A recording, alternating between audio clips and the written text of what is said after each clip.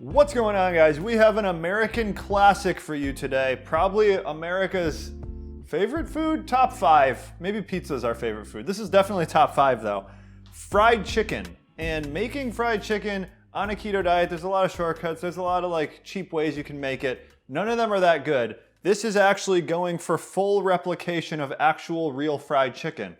So to do that, there's going to be some steps. It's a little bit complicated, but this is really going for peak taste. Couple components I want to talk about before we get going. First off, the chicken.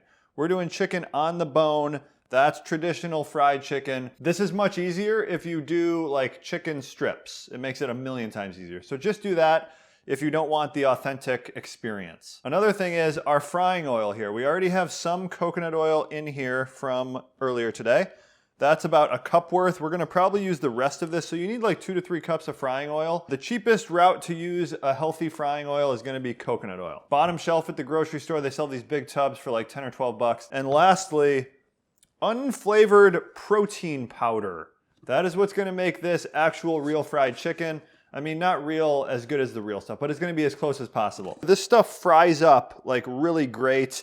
It doesn't burn when you heat it for a long time like most other alternatives. So to begin with, we are going to heat our oil. Get that going. With most keto fried dishes, you gotta fry it at a little bit lower temperature.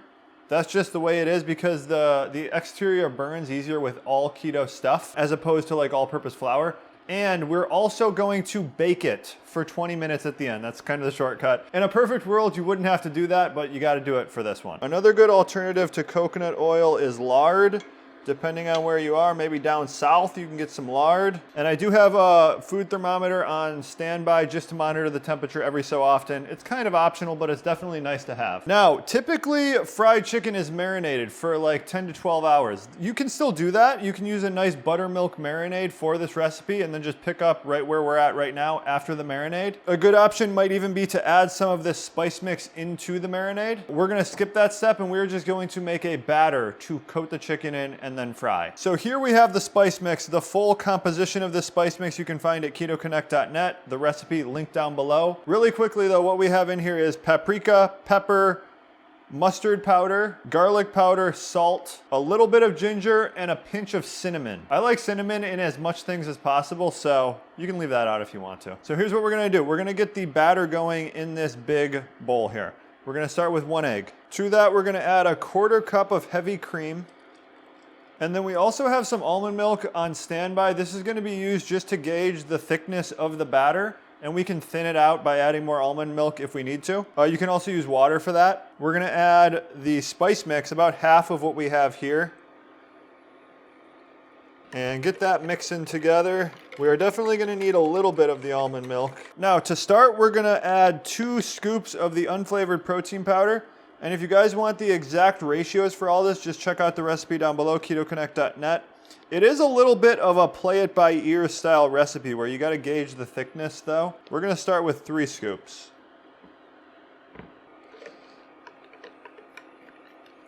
And you can see that's super thick, so now we're just going to add some almond milk to it, unsweetened, unflavored.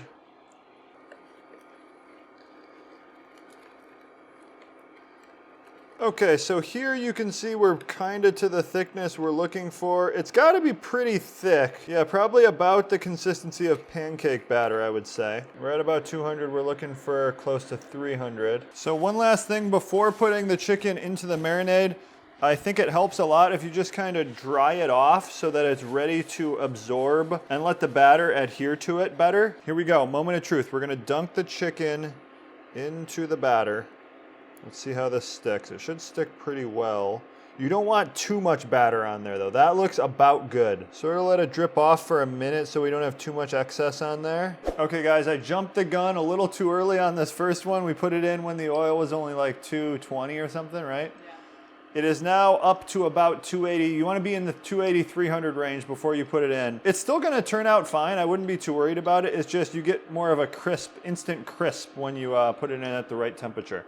So we're now more up towards 280. I'm going to add in the second chicken thigh.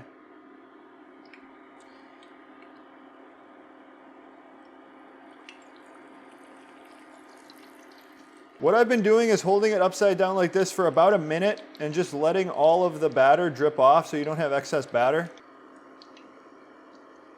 One important thing with fried chicken is you don't want to overcrowd the pan too much or it starts to steam. As the heat comes off and the moisture comes off of the chicken, it'll steam the other chicken. That's the enemy of crispiness. These are gonna take 7 to 10 minutes per side. We're gonna flip them once, another 7 to 10 minutes, and then we're gonna bake them. Okay, we are about done with our frying time on the chicken, so it's pretty easy to flip. The one thing we did is we flipped it 3 times, a little bit prematurely. We flipped it about every 5 minutes because as the one side, the side that's in the oil, starts to cook, the marinade starts to kind of run off the chicken a little bit. So we flipped it to prevent that from happening so we get crispiness on both sides, which we have achieved successfully. So you can see here, this is crispy. We're pretty much to our desired crispiness. Now we're just worried about it getting too brown by staying in the oil for too long. This has been in for about like 15 minutes total.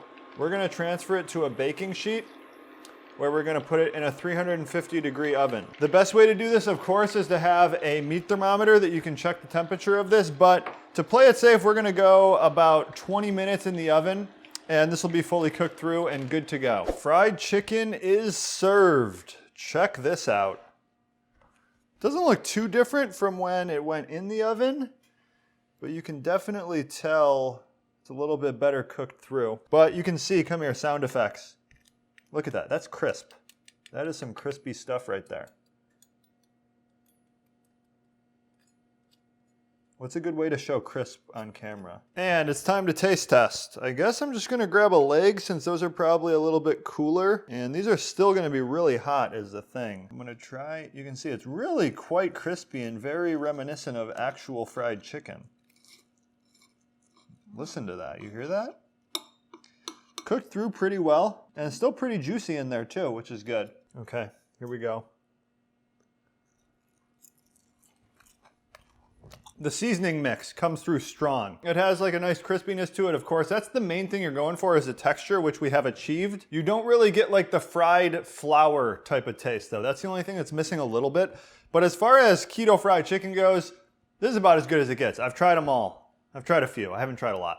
This is good though. But what I think it really does more than anything is it traps in the moisture and you have like the contrast of the really crispy exterior with a nice moist chicken inside. Honestly, I think unless you want the full immersive down-home Southern experience, I would just do chicken tenders as opposed to the bone-in chicken. It's like half the time. You probably won't even have to put it in the oven. You can just do it all in the oil. But if you guys are looking for more recipes or the exact recipe on how to make this, KetoConnect.net, linked in the description of this video. All of our recipes are there. We got popcorn chicken, we have chicken tenders, we have chicken stir fry, we have chicken crust pizza. That's probably the best chicken recipe there is. That's pretty much it though, guys. Check out the website and thanks for watching.